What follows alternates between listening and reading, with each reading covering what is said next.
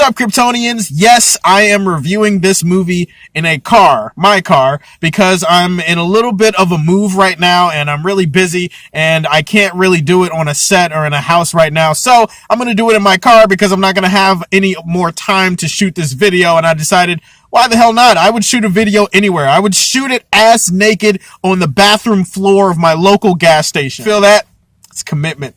From me to you. So the Super Bowl happened and my Patriots lost and I am still heartbroken over it. But before they lost, there was a whole bunch of trailers and a whole bunch of ads and a promo for the new Cloverfield movie. Paramount, Netflix, they just dropped a promo right in the middle of the Super Bowl. They said, here you go, and we're coming out with a new Cloverfield movie. And the Cloverfield movie happened and it came out. It's called Cloverfield Paradox, and that's what I'm reviewing today. No spoilers for me because that's just how I roll. Cloverfield Paradox takes place, I believe, either present day or in the future or some kind of, I don't know when it takes place, but the bottom line is there's this team of scientists and physicists and engineers and people who have to go up into this Cloverfield space station high up in space, and they have to try to get this particle accelerator machine to work because Earth is facing an energy crisis. This is a big deal on Earth because it's starting to cause friction among the nations and there could be a war, and so that's never a good thing. So they try to fire up the particle accelerator and it doesn't work, and then something weird happens. They're transported to another dimension.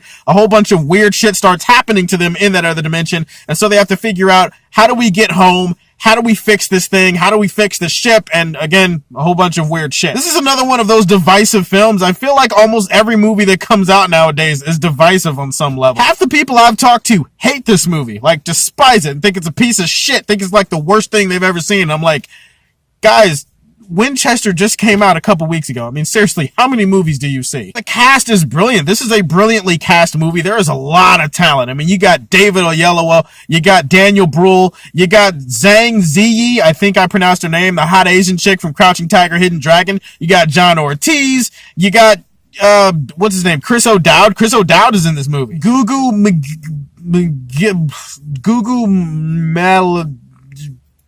Oh, come on, like you guys didn't expect me to completely butcher her name.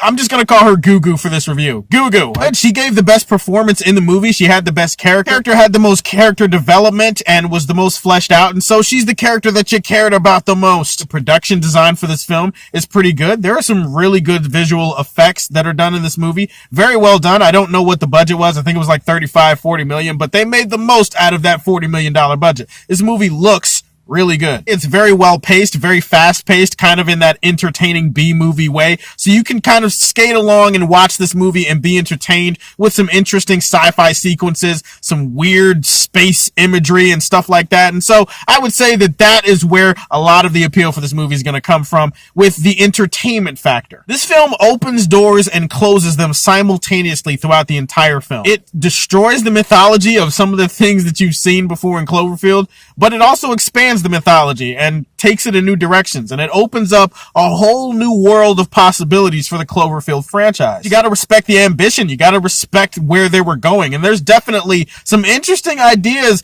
that are hinted at in this movie in terms of interdimensional travel and parallel universes, multiverses, and stuff like that. I really liked where they were headed with a lot of that. And I've got the dessert out of the way, let's get to the damn veggies. I really can't say that I liked this movie all that much. Outside of the main chick in the movie, Gugu, what's her name? Outside of her, all the other characters are cardboard, cookie cutter, cutout, generic, die in space characters. You don't really give a shit about any of them. I feel like disposable characters in a monster movie.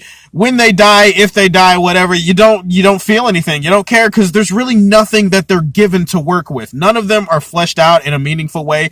None of them are really all that interesting from a characterization standpoint. One character who sort of has a semi-interesting personality is the comic relief of the movie, and the comic relief isn't really all that much of a relief because he's really not that funny. Chris O'Dowd's character tries to be really funny in this movie, but his humor is really poorly timed at certain points. There are some serious situations, some really life-threatening situations, and this guy is cracking jokes, and the entire time I'm just sitting there thinking like, okay, I get what you were trying to go for there, but did you really need a joke right there? I'd also say that the biggest strength for this movie is also its biggest weakness. There are several what the fuck moments that happen in this movie. I would say that for everyone that is answered, there are like 5 more that are unanswered. It kind of muddies the water of the Cloverfield history and universe, and it leaves you with more questions than answers, and sometimes that's a good thing. It's more of a confusing thing. Like, you start asking questions, you start going, wait, how, what, when, why, where the...